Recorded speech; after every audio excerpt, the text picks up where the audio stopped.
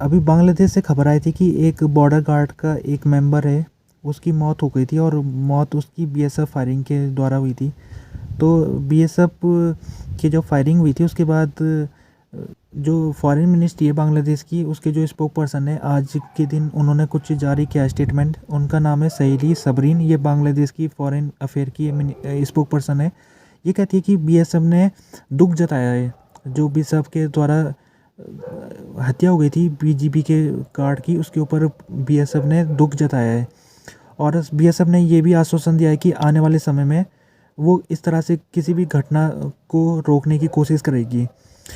तो यहाँ पर हुआ ये था कि जो एक बीजीपी गार्ड जिसको कहते हैं बांग्लादेश बॉर्डर गार्ड, तो वो स्मगलिंग हो रही थी। यहाँ पर खबर ये आई थी कि इंडिया से कुछ लोग कैटल स्मगल करके बांग्लादेश को जा रहे थे। तो बीजीपी के जो यहाँ पर पेट्रोलिंग कर रही थी टीम, उसने देख लिया। फिर वो गई उनको पकड़ने, स्मगलर को। तो स्मगलर को पकड़ते पकड़ते वो काफ़ी आगे निकल गए। तो स्मगलर को जब पता लगा कि उनको पकड़ने बीजीपी आ रही है, तो फिर वो इंडिया की बॉर्डर की तरफ भागने लग गए। तो लगता है कि बीजीपी जब उनको पकड़ने जा रही थी तो एक बीजीपी का जो मेंबर है वो अलग हो गया, उनसे टीम से अलग हो गया। उसका नाम था रोइसुद्दीन। रोइसुद्दीन था इसका नाम, रोइसुद्दीन। तो रोइसुद्दीन जब अलग हो गया था तो ये, क्योंकि उस समय कोहरा था काफ़ी, तो इनको पता नहीं लग पाया कि इनके टीम में एक गायब हो गया। तो इनको फिर जब आपस में टीम इकट्ठा हुई दोबारा से, तब देखा तो इनको पता लगा कि इनके एक मेंबर तो है ही नहीं। तो फिर काफ़ी खोजा, नहीं मिला। अगले दिन खबर आई कि जो रोइसुद्दीन है वो इंडिया की बॉर्डर में उसका इलाज चल रहा है और उसके ऊपर इंडिया की जो बीएसएफ है उसने फायरिंग कर रही है। तो ये जो खबर आई थी, फिर उसके कुछ घंटे बाद ये भी खबर आई कि उसकी मौत हो गई, रोइसुद्दीन की इलाज के दौरान उसकी मौत हो गई। तो फिर दोनों देशों के जो आर्मी के चीफ है इस बॉर्डर की जो देख रेख करते हैं, उन्होंने फ्लैग मीटिंग रखी थी। तो उसमें दोनों के बीच में सहमति बनी कि ऐसी घटना दोबारा नहीं होनी चाहिए। और बीजेपी ने उसने इंडिया की जो बीएसएफ है उसकी आलोचना भी की और कहा कि बीएसएफ को ऐसी कार्रवाई नहीं करनी चाहिए थी। लेकिन क्योंकि संबंध अच्छे बांग्लादेश और भारत के, तो कोई बड़ा कोई इस बात को बढ़ाई चढ़ाई नहीं गया। और अभी बीएसएफ ने आज, जैसे कि जो बांग्लादेश की फॉरेन मिनिस्ट्री के स्पोक पर्सन है वो कह रही है कि बीएसएफ ने दुख भी जता दिया है। जब बांग्लादेश की फॉरेन मिनिस्ट्री के स्पोक पर्सन से पूछा गया कि क्या बीएसएफ, जो बीएसएफ है, बीएसएफ के ऊपर क्या कोई बांग्लादेश की जो सरकार है वो क्या बीएसएफ के ऊपर कोई इशू उठाने वाली है, तो इसके ऊपर उन्होंने जवाब देने से मना कर दिया।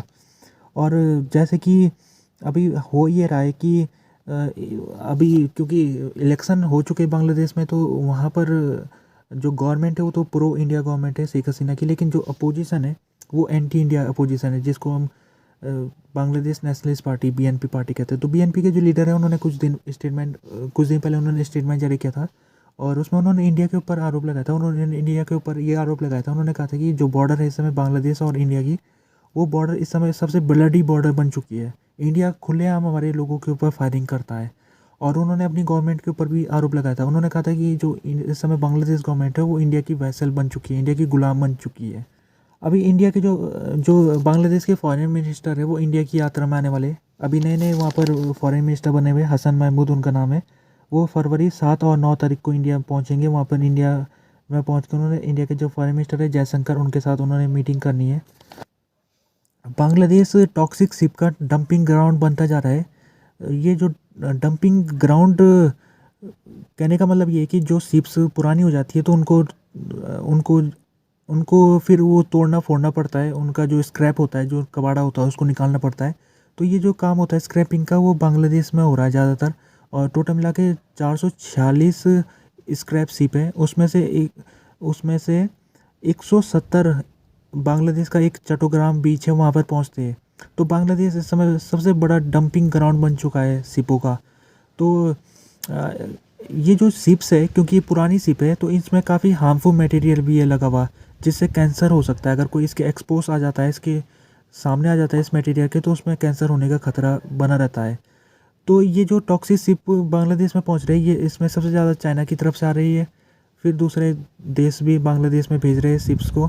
तो क्योंकि ये शिप्स बांग्लादेश में जब पहुँचते तो इनको फिर इनसे कबाड़ अलग किया जाता है। तो इससे क्या होता है कि कई जो वर्कर्स जो इस कबाड़ को अलग करने में लगे रहते हैं उनकी चोट लग जाती है, कई की डेथ भी हो चुकी है इसमें। और क्योंकि बांग्लादेश में जो सेफ्टी मेजर है वो काफ़ी कमज़ोर है, तो इस वजह से जो वर्कर्स है काफ़ी उनको नुकसान सहना पड़ता है। और साथ में ख़तरा ये है क्योंकि कैंसर डिजीज़ भी हो रही है कई लोगों में जो इस काम में लगे हुए, लंग डिजीज़ हो रही है उनको।